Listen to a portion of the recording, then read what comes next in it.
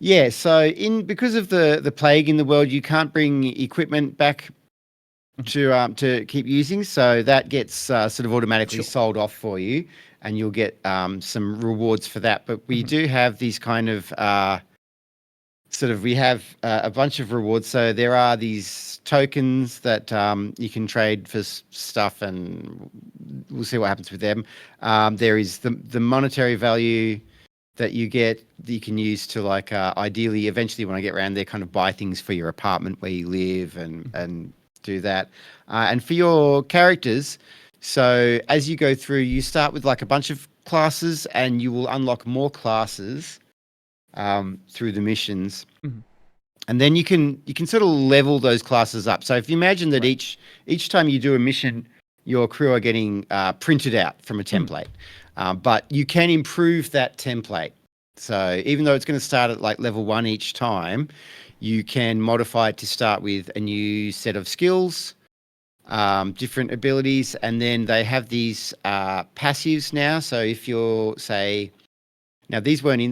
These have gone in since AVCon. Okay. The idea was there. It was just a time constraint of having it functioning. So Sure. Sure. these are kind of items that you can equip to a crew member or put on one of your template crews, and they will do kind of like small. Some of them or a lot of them will be a small bonus, like HP 10% more.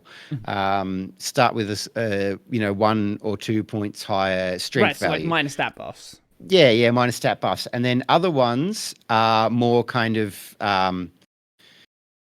want to have more like play style changing ones that will actually turn. So they will tie into like if you've got a tank class, then there might be something like so there is a tank class and they have a move that attracts damage to themselves, and you can combine that with another move that resists damage to become pretty tanky and pull attention away from your teammates or from the other proxies and take a lot of damage for them, which is great. But then also you get like passives that will deal like retaliation or thorn damage, spike damage. So once you start stacking those on now, they are essentially becoming an attacking class simply by drawing melee attention onto Okay. themselves.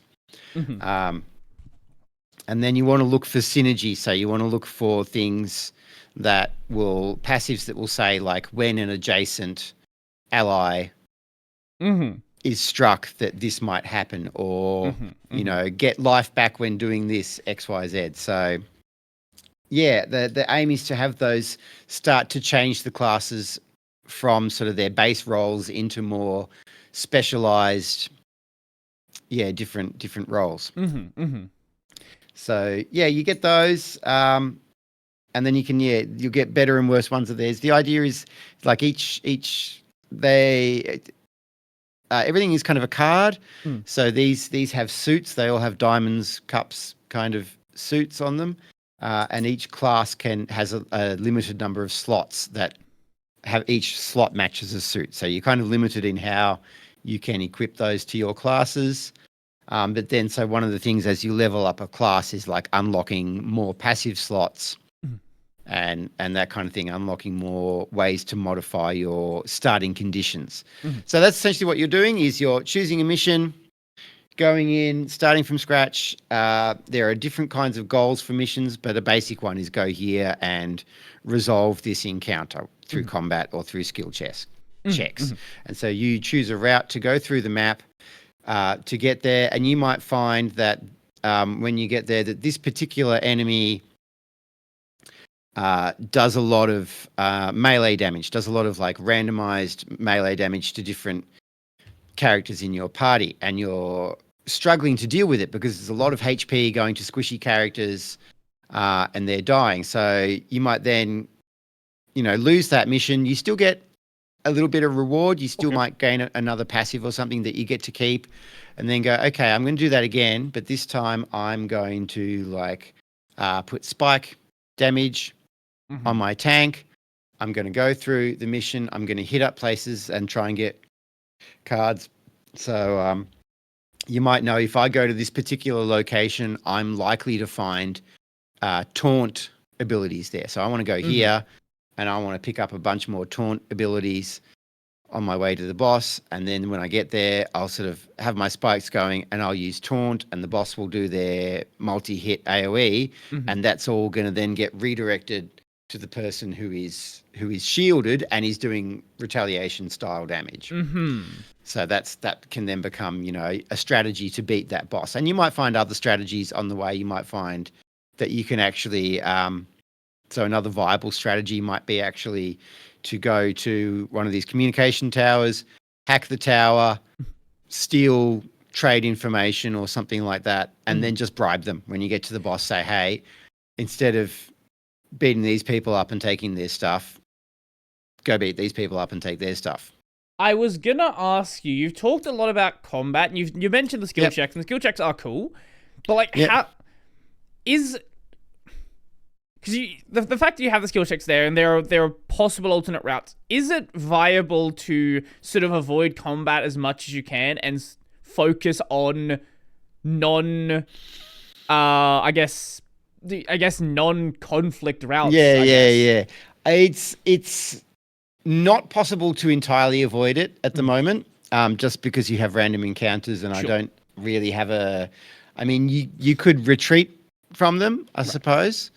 But it does depend more so on the mission itself. Ideally, I would like to have some missions that are pretty much just non-combat, if not entirely. I always wanted to do something like that. And we will... we'll see how I go with those. But at the moment, there is always sort of combat in some respect. I mean, the game started as a combat engine, and so I think that kind of influenced that fairly hard.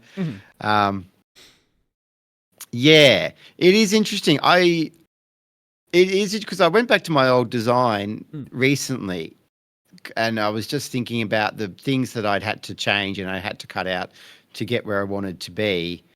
And basically, in all that, I kind of put that together and went, oh, there's a whole separate game there. I could make a little game that had no combat and just worked sort of this way and probably was a lot shorter and a lot easier to finish. But that's fine. We'll see.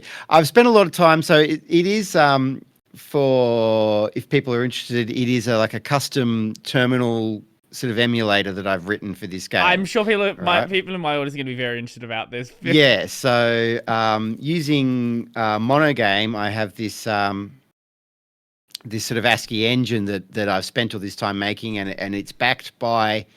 It's a bit of a Frankenstein, so it's this Ascii engine front end, and then the back end is essentially a board game or a card game. And everything is kind of made out of these customizable cards, which is sort of a fancy... If you're a programmer, it's a very fancy way of doing component level programming, where anything in the game can have a variety of components on it and be... So if something's a card, the important things about cards... I was really inspired by Magic the Gathering here in the way that Magic the Gathering is basically a card game where the rules are printed on the cards. Right. And I thought that was great. What a great idea. Each card has its rules on it. And so that's how Grist works. Everything in the game is a card and it can have any number of these rules on it. And the rules could pertain to how to draw this card during a mission. If it needs to be drawn during a mission, they could say, does this card have hit points or not? There could be a rule for at the end of a round, do something, and so on. And a card can have any number of these things on it. So it's a fairly flexible system, which is great. And I've spent a lot of time working on it. So now I figure I need to probably make at least 3 games that use it. To justify the time investment in doing it this way.